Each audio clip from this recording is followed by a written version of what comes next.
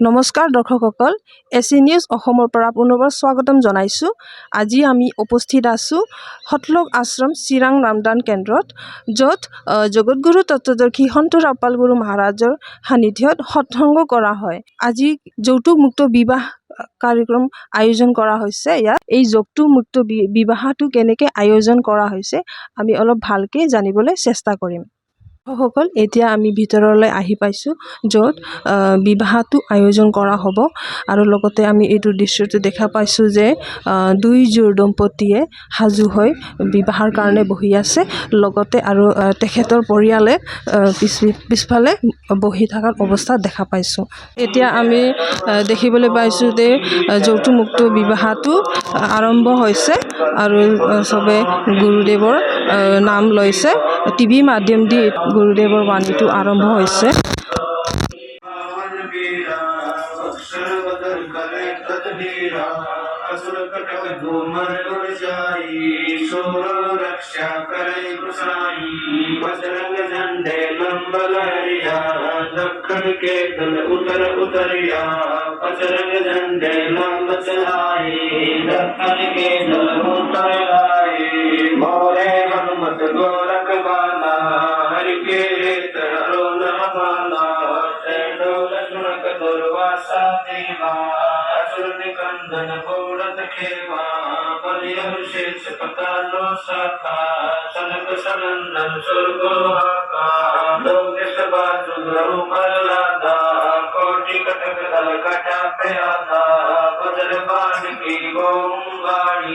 सतगुरु संत जी राड़ी जय कोई मान शब्द हमारा राज करे काबुल कंगारा अरब करब भक्के पूजा लेना पाया तुमया इल्ला तुल्ला का शिकारी गद गजनी लगे असवारी दिल्ली मंडल पाक की बोमा धरती नाल जलाम सुमा हस्ती गोरा।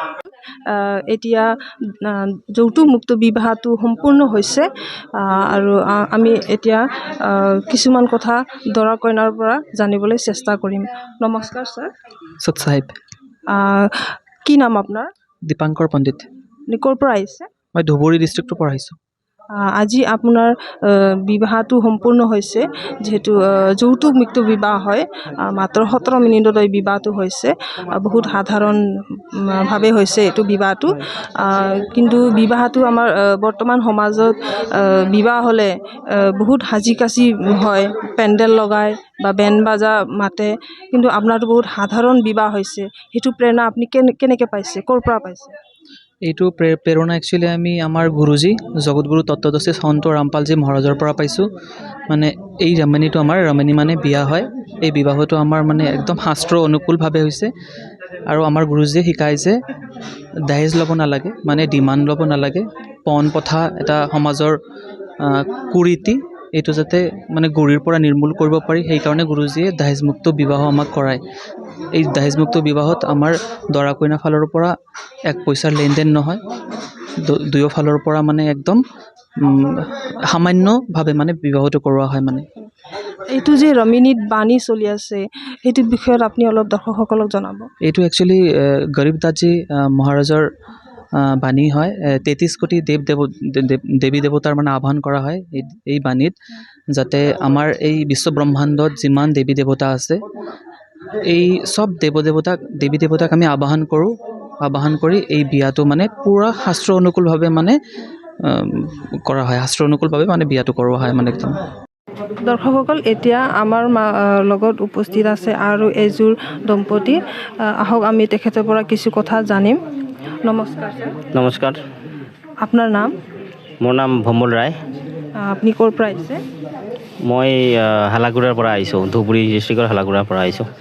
আজি যিহেতু আপোনাৰ যৌতুক মুক্ত বিবাহ হৈছে, আৰু আমি সমাজত দেখা পাওঁ যে বৰ্তমান সমাজত বিয়া কৰিবলৈ গ'লে পেণ্ডেল লগায় বা বহুত সাজি কাচি বিয়া হয়। আপুনি বহুত সাধাৰণভাৱে বিয়া কৰিছে, সেইটো প্ৰেৰণা আপুনি ক'ৰ পৰা পাইছে? এইটো মোৰ গুৰুজী সন্ত ৰামপালজী মহাৰাজৰ পৰা পাইছোঁ। আমি সন্ত ৰামপালজী মহাৰাজৰ দীক্ষিত ভকত হয়।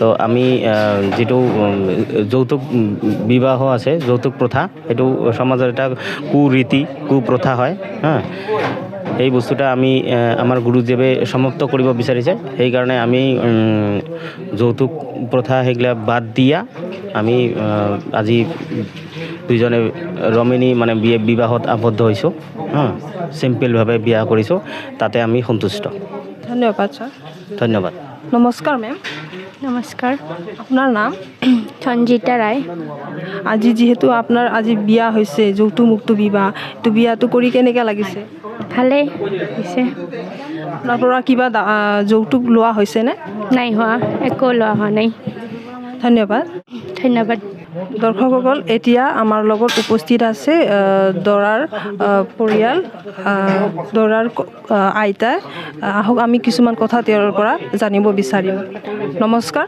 নমস্কাৰ নমস্কাৰ চব চাই নমস্কাৰ আপুনি দৰাৰ কি হয় আইতা আচ্ছা আজি যিহেতু যৌতুকমুক্ত বিবাহ সম্পূৰ্ণ হৈছে এইটো বিয়াটো চাই আপুনি কেনেকৈ অনুভৱ হৈছে ভাল লাগিছে যিহেতু ইয়াত কোনো লেনদেন হোৱা নাই বা একো খৰচো হোৱা নাই তো এইটো যিহেতু এনে আমাৰ সমাজত দেখা পাওঁ যে বহুত খৰচ হয় কিবা হয় তো ইয়াত বহুতেই সাধাৰণভাৱে এই বিয়াটো হৈছে কেনেকুৱা লাগিছে ভালো লাগিছে খুব ভালো লাগছে ধন্যবাদ নমস্কাৰ নমস্কাৰ আপুনি দৰাৰ কি হয় আমি মাহী হওঁ আপুনি কেনেকৈ লাগিছে এই বিয়াটো আহি ভাল লাগিছে মই কেতিয়াও অহা নাছিলোঁ প্ৰথমবাৰ আহিলোঁ সৎসংগ মন্দিৰত আহি বিয়া চালোঁ মন্দিৰো চালোঁ বহুত ভাল লাগিছে ধন্যবাদ ধন্যবাদ